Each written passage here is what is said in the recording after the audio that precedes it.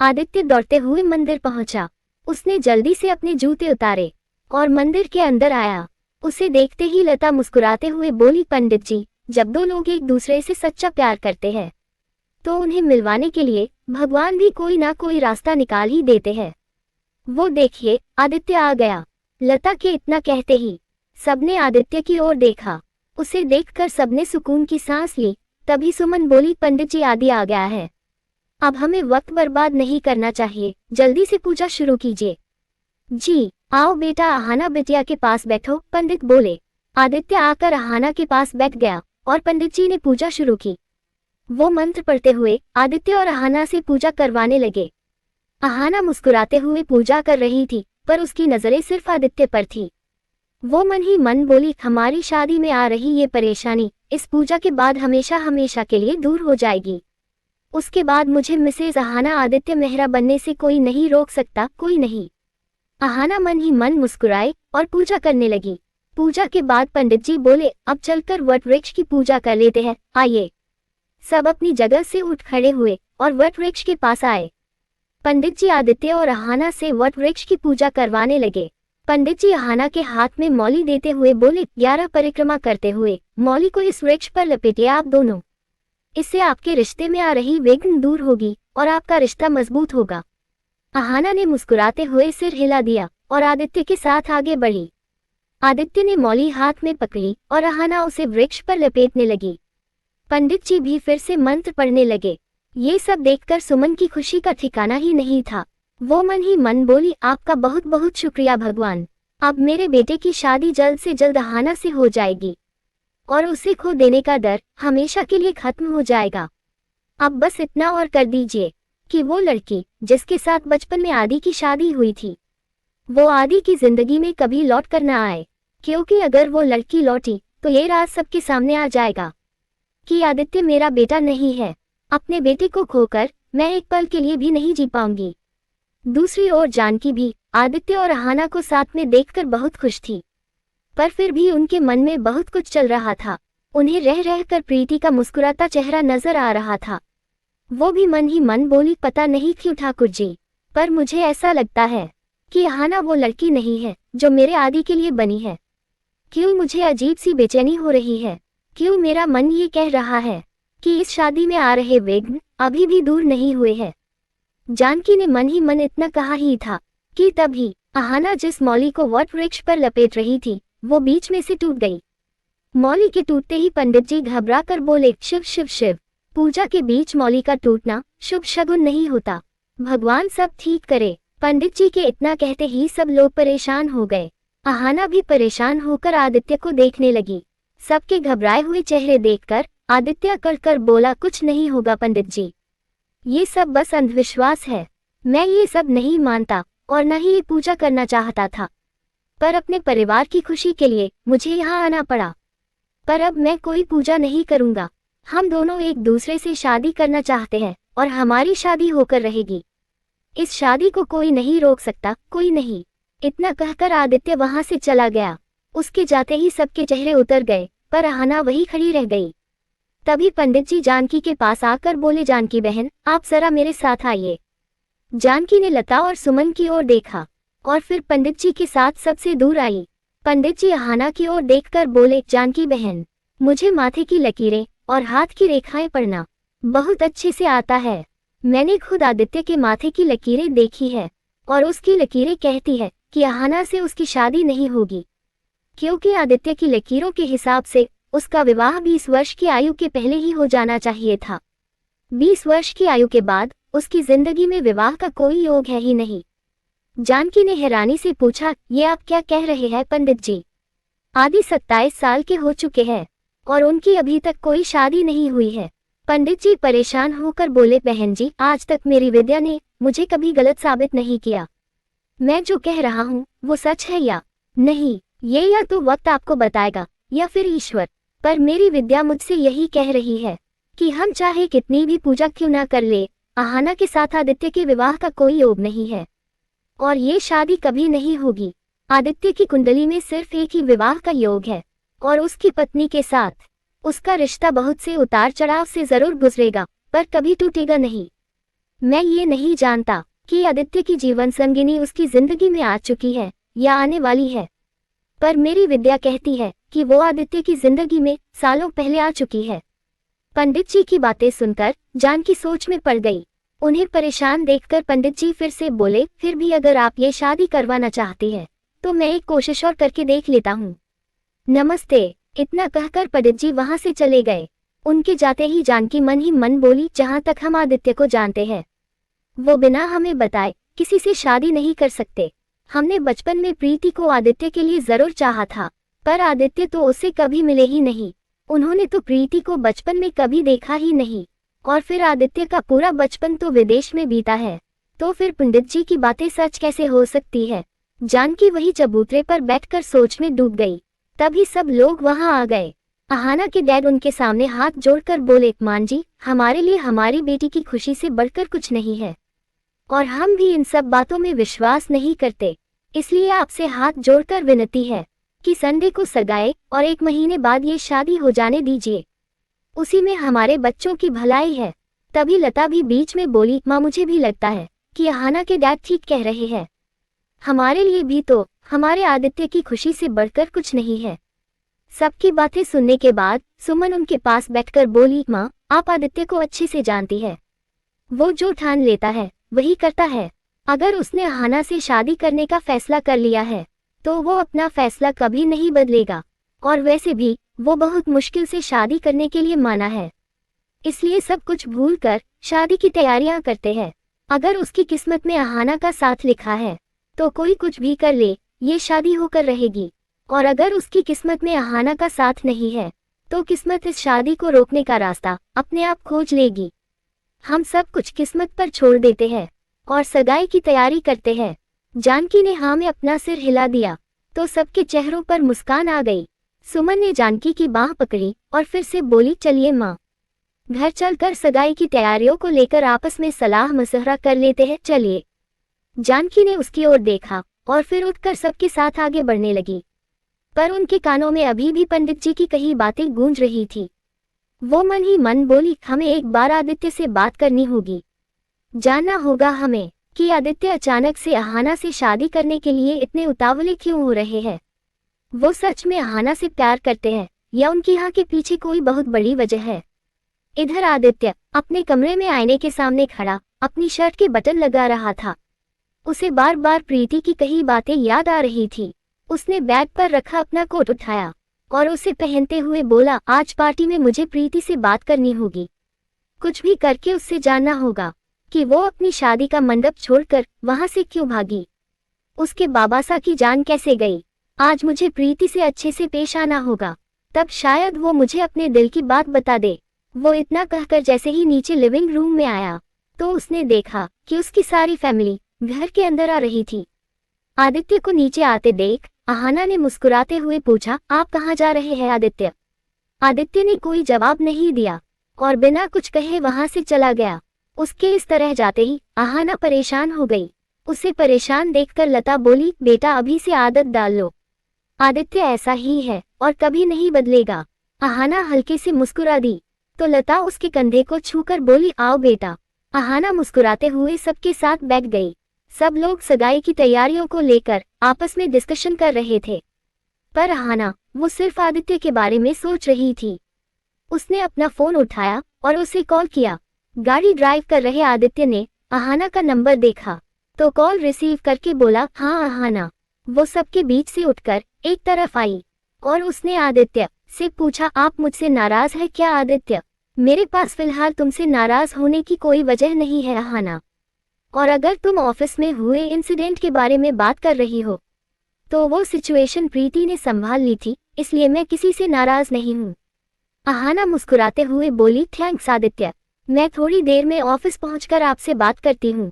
मैं ऑफिस नहीं जा रहा हूँ अहाना, क्लाइंट ने मुझे और प्रीति को अपनी पार्टी में इनवाइट किया है, इसलिए मैं उसे पिकअप करने उसके घर जा रहा हूँ ताकि हम वक्त पर पार्टी में पहुंच सके। अब मैं फोन रखता हूँ, लेट हो रहा हूँ, बाय। अहाना कुछ कह पाती उसके पहले ही आदित्य ने कॉल कट कर दिया। अहाना ने अपना फोन कान से हटाया और गुस्से में अपनी आंखें बंद कर ली।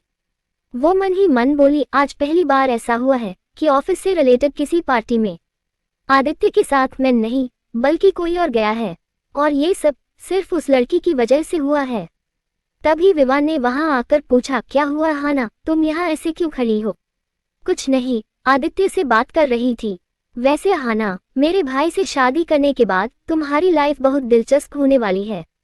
भाई ऐसे ही काम में बिजी रहेंगे और तुम ऐसे ही उन्हें फोन करती रहोगी।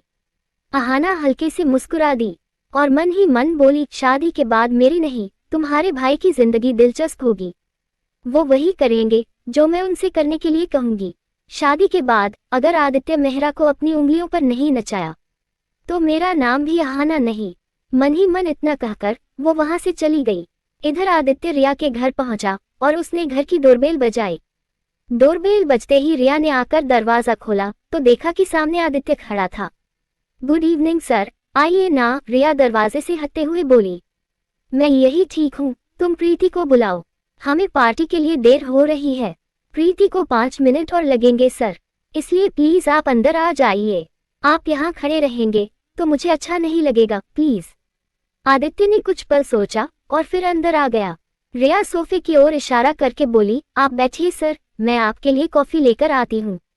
रिया किचन की ओर जाने लगी तो आदित्य उसे रोकते हुए बोला, कॉफी की कोई जरूरत नहीं है रिया, तुम प्लीज प्रीति को बुलाओ, मुझे इंतजार करना पसंद नहीं है। रिया ने आहिस्ता से सिर हिलाया और प्रीति के रूम में चली गई। रूम में आते ही वो आहिस्ता से बोली, जल्दी कर प्रीति, सर बाहर लिविंग रूम में तेरा इंतजार कर रहे हैं।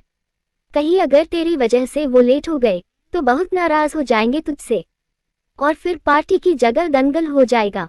प्रीति अपने कान में ईयरिंग पहनते हुए बोली, बस 2 मिनट रिया। उसने जल्दी से अपना ईयरिंग पहना और फिर अपनी साड़ी का पल्ला ठीक करते हुए बोली, मैं अच्छी तो लग रही हूं ना? रिया ने मुस्कुराते हुए जवाब दिया, बहुत सुंदर लग रही है, 1 मिनट रुक। इतना कहकर वो अपने कमरे में चली गई और कुछ देर बाद फिर से प्रीति के कमरे में आई। उसने एक पतली सी नोज रिंग प्रीति की नाक में पहनाए और बोली, अब जल्दी जा, वरना सर नाराज हो जाएंगे। इधर आदित्य अपना कोट हाथ में लिए हुए प्रीति के कमरे की ओर देखकर टहल रहा था। उसे प्रीति के आने का इंतजार था।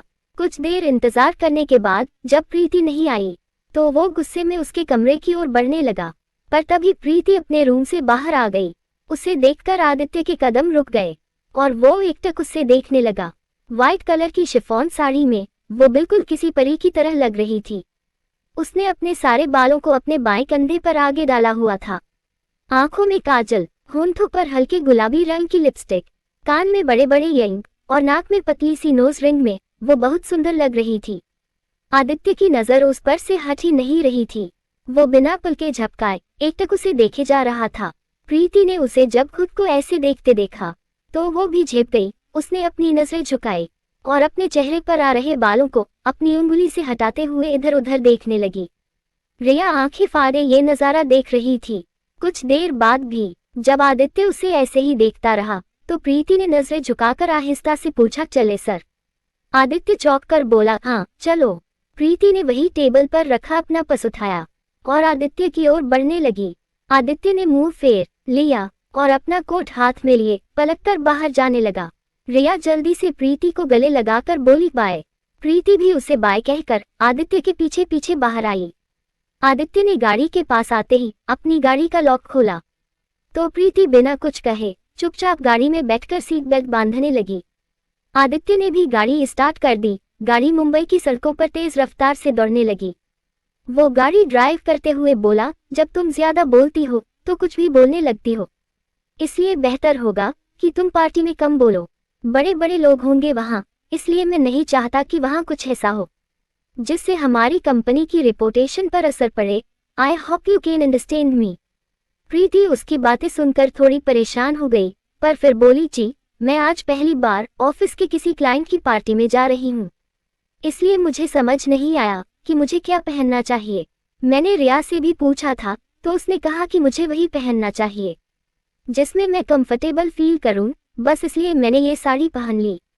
आदित्य बिना उसकी ओर देखे बोला, कोई बात नहीं।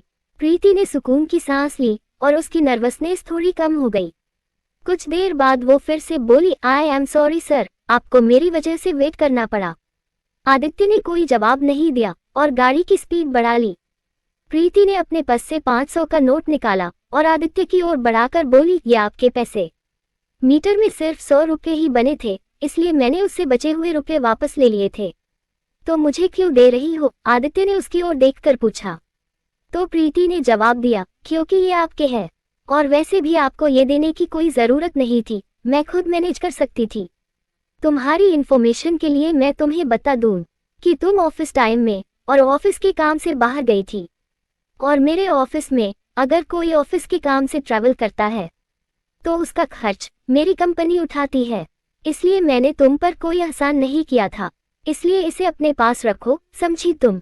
आदित्य के इतना कहते ही प्रीति ने 500 का नोट फिर से अपने पर्स में रख लिया और 200 के 2 नोट निकालकर उसे देते हुए बोली, पर ऑटो का खर्च सिर्फ 100 रुपये ही था, तो मैं ये नहीं रख सकती। आदित्य ने गुस्से में उसे घूरा। वो कुछ कहने जा ही रहा था कि तभी उसे याद आया कि आज उसे प्रीति से सच जानना है, इसलिए उसे प्रीति के साथ अच्छे से पेश आना है। उसने खुद पर काबू किया और गुस्से में प्रीति से 400 रुपये लेकर अपने कोट की जेब में डाल लिए। वो ड्राइव करते हुए मन ही मन बोला, कूल डाउन आदि, कूल डाउन। आज इस लड़की पर गुस्सा मत करना, अगर इससे सच जानना है तो तुझे इसके साथ प्यार से पेश आना होगा, इससे दोस्ती करनी होगी तुझे। वो गाड़ी ड्राइव करते हुए बार बार प्रीति की ओर देख रहा था, पर प्रीति गाड़ी से बाहर देख रही थी। आदित्य ने एक फ्लावर शॉप देखकर अपनी गाड़ी रोक दी तो प्रीति ने तुरंत उसकी ओर देखा। आदित्य ने बिना कुछ कहे अपना सीट बेल्ट खोला और गाड़ी से बाहर आकर दुकान की ओर बढ़ने लगा। प्रीति उसे जाते देख रही थी। आदित्य ने शॉप से एक फूलों का बुके लिया और फिर गाड़ी में आकर बैठ गया। वो बुके प्रीति के हाथों में थमाते हुए बोला, ये लो। प्रीति को लगा कि वो ये बुके उसके लिए लाया है, तो उसने हैरानी से पूछा, जी? आदित्य ने उसका चेहरा देखा तो अकड़ कर बोला, ये तुम्हारे लिए नहीं है, क्लाइंट के लिए है, मैंने सिर्फ तुम्हें पकड़ने के लिए दिया है। उसके इतना कहते ही प्रीति झेप गई और फिर से बाहर देखने लगी। आदित्य गाड़ी स्टार्ट करते हुए बोला, पता नहीं खूबसूरत लड़कियों को ये गलतफहमी क्यों होती है कि कोई भी उनका दीवाना हो सकता है।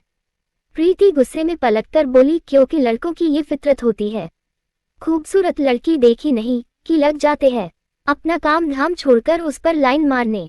आदित्य ने गुस्से में उसे घूरा और अकड़ कर बोला, पर आदित्य मेहरा लड़कियों पर लाइन नहीं मारता, बल्कि लड़कियां मरती हैं मुझ पर। मेरे एक इशारे पर वो अपना दिल निकालकर मेरे कदमों में रख दे।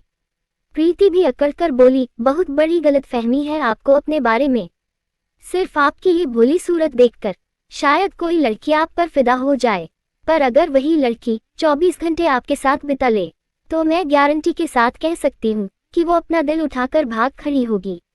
तुम मेरी इंसल्ट कर रही हो प्रीति? प्रीति मुस्कुराते हुए बोली, जी नहीं, मैं आपकी खूबी बता रही हूँ। आपने कभी अपना चेहरा देखा है आईने में? अगर नहीं देखा तो आज घर जाकर ध्यान से देखिएगा, तब आपको पता चलेगा कि भगवान ने आपको सूरत तो अच्छी दी है, पर आपकी ये जो नाक है, इस पर आपने गुस्सा नाम का एक दानव भी बैठा रखा है, जो 24 घंटे आपकी नाक पर ऐसे सजा रहता है जैसे आज मेरी नाक पर नोज़ें सजी हुई है, पर ये तो मुझे आज रिया ने पहना दी। पर आप तो हर रोज इसे लेकर घूमते हैं और मुझे देखकर तो ये गुस्सा फुदकने के लिए हमेशा तैयार ही खड़ा रहता है कि कब मैं कुछ करूं और ये मुझ पर बम की तरह फटे। उसकी बातें सुनकर आदित्य गुस्से में भड़का, प्रीति तुम हद से बाहर जा रही हो और ये भूल गई हो कि तुम अपने बॉस से बात कर रही हो। इतना सुनते ही प्रीति की आंखें बड़ी बड़ी हो गई। उसने तुरंत अपने कान पकड़े और मासूमियत से बोली, आई एम सॉरी सर, मुझसे बहुत बड़ी गलती हो गई है, प्लीज मुझे माफ कर दीजिए। आई प्रॉमिस कि आगे से ऐसी गलती कभी नहीं होगी। प्लीज मुझे नौकरी से मत निकालिएगा, वरना मैं सड़क पर आ जाऊंगी। मुझे सड़क पर भीख मांगनी पड़ जाएगी, फुटपाथ पर सोना पड़ जाएगा। शट अप प्रीति, जस्ट शट अप, बंद करो अपनी ये नौटंकी। आदित्य उसे घूरते हुए गुस्से में बोला। उसे इतने गुस्से में देखकर प्रीति की हंसी छूट गई और वो जोर जोर से हंसने लगी। उसे हंसते देख आदित्य को भी हंसी आ गई। दोनों खुलकर हंसने लगे। हंसते हंसते अचानक प्रीति की आंखों में आंसू आ गए और वो रोने लगी। उसे रोते देख आदित्य ने तुरंत अपनी गाड़ी सड़क के किनारे रोकी और पूछा, क्या हुआ प्रीति, तुम हंसते हंसते रोने क्यों लगी? प्रीति ने खुद को संभाला और अपने आंसू पोंछकर बोली, मैं ठीक हूँ, बस ऐसे ही रोना आ गया। आप गाड़ी चलाइए वरना हम लेट हो जाएंगे। आदित्य ने सामने देखा और अकड़कर बोला, नहीं, पहले तुम मुझे अपने रोने की वजह बताओगी, उसके बाद हम पार्टी में जाएंगे। प्रीति ने अपने आंसू पोंछकर जवाब दिया, मैंने आपसे कहा ना, कोई वजह नहीं है। बेवजह वो लोग रोते और हंसते हैं जो मेंटली डिस्टर्ब होते हैं, जो तुम बिल्कुल नहीं हो। इसलिए बताओ मुझे कि क्यों रो रही हो। प्रीति ने खुद को संभाला और बोली, पिछले कुछ दिनों में मेरे साथ इतना कुछ हुआ है कि मैं ये भूल ही गई थी कि मुझे हंसना भी आता है। बस इसलिए हंसते हंसते ये आंसू आ गए। प्रीति, जहां तक मैं तुम्हें जानता हूँ, तुम हालातों से हार मानने वाली लड़की नहीं हो। मानपुर में जब भी मैं तुमसे मिला हूँ, मुझे तुम जिंदगी खुलकर जीने वाली लड़की लगी हो। इसलिए जो हुआ उसे भूलकर अपनी जिंदगी में आगे बढ़ो और एक नई शुरुआत करो। प्रीति हल्के से मुस्कुराते हुए बोली, अपने अपनों को भूलकर, अपना सब कुछ खोकर आगे बढ़ना आसान नहीं होता सर। हम लाख अपने अतीत से भागने की कोशिश कर ले पर नहीं भाग पाते। हमारा अतीत हमारा पीछा करते करते हम तक पहुंच ही जाता है और हमारी आंखों में आंसू ले आता है। जानता हूँ प्रीति, पर हमारा अतीत हमें दर्द सिर्फ तब तक ही पहुंचा सकता है जब तक हम भविष्य की ओर अपने कदम बढ़ाने की हिम्मत नहीं कर लेते हैं। एक बार अगर हम हिम्मत करके आगे बढ़ जाए और बिना पीछे देखे अपनी स्पीड बढ़ा ले, तो अतीत कब पीछे छूट जाता है हमें पता ही नहीं चलता। इसलिए ये आंसू पोंछो और आगे बढ़ो। आज तुमने कामयाबी की तरफ अपना पहला कदम बढ़ाया है। तुम्हें इतना बड़ा प्रोजेक्ट मिला है तो अपनी सक्सेस को एंजॉय करो। प्रीति ने हल्की सी मुस्कुराहट के साथ हाँ में अपना सिर हिला दिया और अपने आंसू पोंछने लगी। आंसुओं की वजह से उसकी आंखों का काजल थोड़ा सा बिखर गया। आदित्य ने उसकी आंखों का बिखरा हुआ काजल देखा तो बोला, तुम्हारी आंखों का काजल थोड़ा सा बिखर गया है। वो तुरंत उसे साफ करने लगी। उसे देखकर आदित्य फिर से बोला, यहाँ नहीं, थोड़ा उधर। प्रीति ने उसकी ओर देखा और फिर से काजल साफ करने लगी, पर उसका काजल और फैल गया। 1 मिनट, तभी आदित्य बोला। उसने अपनी पॉकेट से रुमाल निकाला और प्रीति के करीब जाकर उसकी आंखों का काजल साफ करने लगा। प्रीति एकटक उसकी आंखों में देखने लगी और आदित्य के करीब आने से उसके दिल की धड़कन तेज हो गई थी। दोनों सब कुछ भूलकर एक दूसरे को देखने लगे। तभी पास से एक गाड़ी तेज रफ्तार से निकली और दोनों उसकी आवाज से चौंककर अलग हो गए। आदित्य ने फिर से प्रीति की ओर देखा तो प्रीति ने मुंह फेर लिया। उसने अपनी गाड़ी स्टार्ट की और आगे बढ़ा। प्रीति ने भी गाड़ी में लगे मिरर में खुद को देखा और अपना काजल ठीक किया। दोनों ने सारे रास्ते कोई बात नहीं की और खामोश रहे। 10 मिनट के सफर के बाद आदित्य ने होटल रेडिशन के बाहर अपनी गाड़ी रोकी। प्रीति ने नजरें उठाकर होटल को देखा। इतने बड़े होटल को देखकर वो अपने कपड़े और बाल ठीक करने लगी। तभी आदित्य ने प्रीति से पूछा, चले। प्रीति ने आहिस्ता से अपना सिर हिला दिया तो दोनों होटल के अंदर आए। आदित्य आगे आगे जा रहा था और प्रीति उसे फॉलो करते हुए पीछे आ रही थी। वॉशरूम के करीब पहुंचकर आदित्य के कदम रुक गए। वो बिना प्रीति की ओर देखे बोला, तुम वॉशरूम में जाकर अपना मेकअप ठीक कर लो, मैं यही तुम्हारा वेट कर रहा हूँ। प्रीति हैरानी से उसे देखने लगी, पर फिर उसने अपनी नजरें झुकाई और वॉशरूम में चली गई। उसके जाते ही आदित्य ने पलटकर उसकी ओर देखा और हल्के से मुस्कुरा दिया। प्रीति वॉशरूम में आई और खुद को आईने में देखने लगी। उसका दिल अभी भी तेजी से धड़क रहा था। उसने अपने दिल पर हाथ रखा और बोली, अब तो ये इतनी जोर से नहीं धड़क रहा। तो फिर आदित्य सर के करीब आने पर ये इतनी जोरों से क्यों धड़क रहा था? जब वो मेरे करीब थे तो मुझे अपने दिल की धड़कन एकदम साफ साफ सुनाई दे रही थी। ऐसा तो नहीं है कि वो पहले मेरे इतने करीब कभी नहीं आए, पर पहले तो ऐसा कभी नहीं हुआ। तो फिर आज मेरा दिल उनके करीब आते ही सुपर एक्सप्रेस की तरह क्यों भाग रहा था? प्रीति, कहीं तेरा ब्लड प्रेशर तो नहीं बढ़ गया? हाँ, मुझे चोट भी तो लगी थी, शायद उसी की वजह से मेरा बीपी बढ़ गया होगा। कल सुबह होते ही मुझे डॉक्टर के पास जाकर अपना ब्लड प्रेशर चेक करवाना होगा, वरना अगर मुझे हार्ट अटैक आ गया तो मेरे दादासा का ख्याल कौन रखेगा? और फिर अभी मुझे आदित्य सर की गलतफहमी भी तो दूर करनी है। इतना कहकर वो फिर से आदित्य के बारे में सोचने लगी। लेखिका कविता वर्मा। अगर आपको मेरी लिखी कहानियां पसंद आ रही है और आप इस कहानी को आगे भी पढ़ना और सुनना चाहते हैं तो मेरे चैनल को लाइक करें, शेयर करें और आज ही सब्सक्राइब भी करें। Thank you for watching this video.